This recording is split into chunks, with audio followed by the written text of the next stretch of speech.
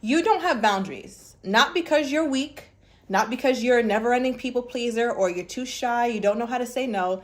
All those reasons are not why you don't have boundaries. You don't have boundaries because you don't quite know what you need to protect. Think about it. Think about a safe with $1 trillion worth of diamonds in it. It has boundaries around it, right? I'm sure there's a wire fence, all kinds of alarms because they're aware of the value that that safe holds within it.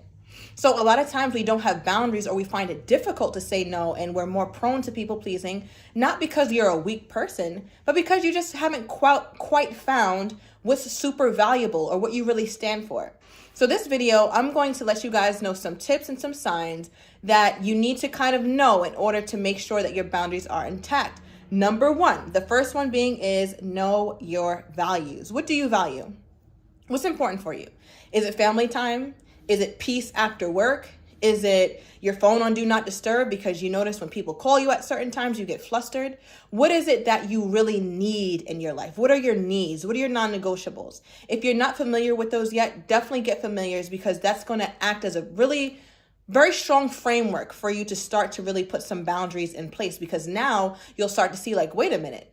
I notice that when this boundary gets crossed or when someone tries to come in between my family time, that's a hard no for me because I can tell how I feel in my body that I feel violated at that moment. So that's something that you need to protect. But sometimes we can't identify it like that. We just think we're irritable or we're getting annoyed or this person is so this. Not necessarily. We just didn't really have a boundary there. Right? So that's one way. Now, as I was kind of alluding to just a minute ago is you notice when you get flustered, right? The second way that you know you need a boundary in some place is you have to recognize your limits. If your boss is telling you, listen, I need you to stay for extra 2 hours and your first thought is, oh my God, I can't. Now I can't do this. Now I can't do that. That's a boundary. Or if someone's asking something of you, telling you something, or maybe some sort of negativity and you find yourself getting flustered or your blood pressure is raising, you getting hot, you're pissed off, you're ready to snap. That is a boundary that has been crossed. So many of us have boundaries sometimes and don't even realize that they're being crossed. But our body will let us know, which is why it's so important to understand how stress registers in our body, how anxiety registers in our body, how anger registers in our body, because they're all those signs that tell us this is too much for me. So what are your limits? When somebody crosses this, what does it cause in you? If it causes some sort of anger, if it causes anxiety, if it causes grief, that's a limit and a boundary needs to be more enforced there so you don't get that upset, right? So number 3 for how you know you need a boundary is that most importantly, you're going to need to be able to identify your needs, right? And the difference between a need and a want is something that we should iron out as well because wants is something that if it doesn't get met, we're okay. But a need, if my needs don't get met, like if I don't get water for the next 7 days, I'm out of here, right? So that's important that we know what our needs are. What are your needs? What do you require? And all of the other ones that I gave prior to this, like recognizing your limits and knowing your values, all give you the basis for what your needs are. So go over those things and you're going to start to see what you actually need. So that way you can start to enforce your boundaries more. Now, for many of us, because we are grown up and brought up to be people pleasers or to feel shy or to not want to hurt feelings by saying no and all those things, which is very understandable, I want to next give you some solutions or some ways that you can make sure that you enforce your boundaries. Now, the first thing, it might be a little bit hard, but this is something that I want you to do. It is a little challenging, but it can be done. The first thing I want you to do, be direct. No, I'm not going. No, I'm not doing it, right? Get comfortable with the word no. And guess what? No is a complete sentence. That leads me to my second point. I'm not over-explaining shit, okay? I'm not over-explaining anything. If it's no, it's no. So understand that being direct, not being shy, and not being vague about your boundaries are so important. If somebody says, hey, I want you to come to this basketball game with me, I think you would like it, and they're going to go by themselves otherwise if you don't go, so you feel even more inclined to go, and maybe you don't like basketball. Maybe you're going to be with your man or your woman that night. It's like, no, I can't. I already have plans. Oh, man, why can't you come? No, I can't. I already have plans. Maybe you can call somebody else or maybe a different time if you let me know in advance. Right? You see how easy that was and how natural that was and how firm that was, where somebody can't really argue with me. Because what we're not going to do is get into no argument around my boundaries. My boundaries are non-negotiables because, like we identified earlier, my boundaries protect what I need. They protect who I am, and they make sure that I don't get overly flustered and that I don't become overly stressed. So your boundaries are your lifesavers. So they need to be enforced directly. Right now, another way that you can make sure that you're enforcing your boundaries is to use I statements, right? Take ownership. You can say, I don't think that works for me, or it doesn't work for me. I have to do this instead. Take ownership. Because when you use words like we, or are you sure you wanted to do that? Because I remember we said this and we did that and you wanted to do this. We don't care about what we said, what you said, what they said, what it said. It's I. The only thing that matters right now is the fact that I ain't going. I'm not doing it. So use the word I. When you're starting to use the we's and the they's and the it's, things become more vague. And that's when people feel like they can step in and try to sway us or make us, kind of negotiate. This is non-negotiable. Okay, so take full ownership and use I statements. All right, the next way that you can help yourself set your boundaries and make sure that they are written in stone is start small. Right, so if you can't say, no, I'm not coming to your wedding because I don't like your mammy and I don't like that man you get married to. Right, instead of that one, just yet, start small. Start with the littlest of things. So maybe if somebody, again, asks you like, hey, you want to go out? Sorry, I can't. Or even skip the sorry, because what am I sorry about? I would have loved to, but I already have this prior engagement. I hope you enjoy yourself, though.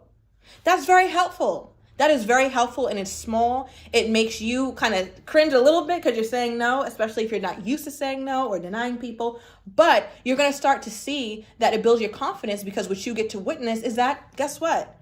The person you're talking to, the person you're saying no to, is an adult. They have resilience. People are stronger than we give them credit for.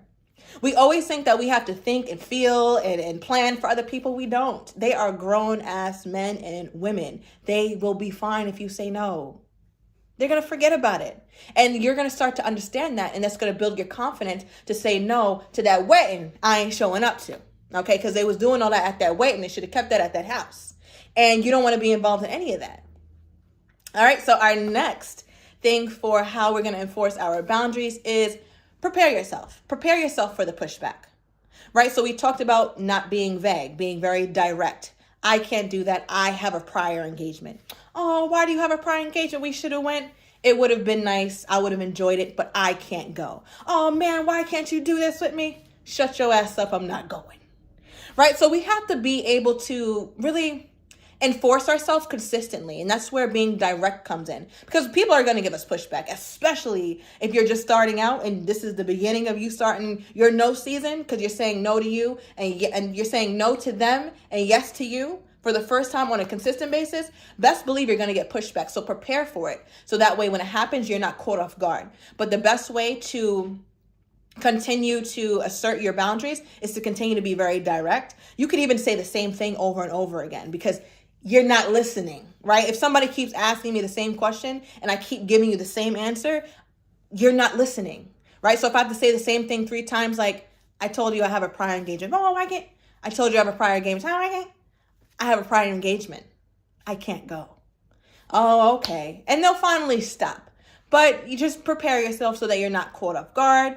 And the last way that you can make sure that your boundaries remain intact so that your needs are met is that you don't want to justify why you can't do this. That kind of is piggybacking off of no over explaining. But what we're also not going to do is justify why I can't. I'm not going to your wedding because I don't like your mom. I don't like that man you getting married to. Your auntie is weird. Okay, she talks too much shit about people. I don't want to be around that negativity. The wedding is weird. We don't have to say all that. We can just say, I won't be able to make it. I have something else I have to do, or I won't be able to make it. It'll be a little bit too difficult for me to work that around. I'm bringing in a little explanation, I know, but I think for people who are just starting out, that is going to be sufficient because you're used to explaining and you're used to continuing to talk. But the way that you know that you're talking way too damn much is if you're giving them story as to why you can't go. If it's a one-liner, hey, I have work, or hey, I really need to get some things in order, I won't be able to go. That's all you got to say. Because really you could say no. You can just say no and flat out, and that's going to rub people the wrong way. But we're starting not to care anyway, right? So if they, oh, she just said no, she didn't give me no explanation. Sure didn't. Okay, and they need to start getting more used to you saying no and not saying anything to justify it. But let's say you're not there yet, we're not there yet. Because sometimes I don't just say no to my family members and they're like, I don't just be like, no. I'm not going to sit up here and lie. I will say something like, no, I have something to do on that day, but maybe I could see you on another day. I'll propose a solution or something different. And they usually leave me alone. Right? But when you're going into deep stories as to why you can't come, and yeah, I thought I was going to be available on that Tuesday, but instead, and your wedding's that day, and I didn't know what to do because we this and we that. No, that's over justification. And that's when people think that they could step in and change your mind. Right? So the more successful you get with it, the less you'll see people giving you pushback because they're realizing there's nothing to push back because Alyssa is serious this time. She's serious. I can't make her do anything. And that's the goal, right? We just want people to shut the hell up and leave us alone when we say no, or when we say anything around the no territory. Leave me alone. All right, so I hope that this video was something positive for you and something that you could really take away from. You know, I'm dropping these gems before I go to the gym as I drink my juice for my Gem and Juice series. And let me know down below if you have trouble saying no. And if you don't, let me know how you get around just directly saying no to your family without being overly offensive. All right. So if you are interested in all that, comment down below. Please subscribe. We're on our way to 1K. All right. So thank you so much for watching, and I will see you guys tomorrow.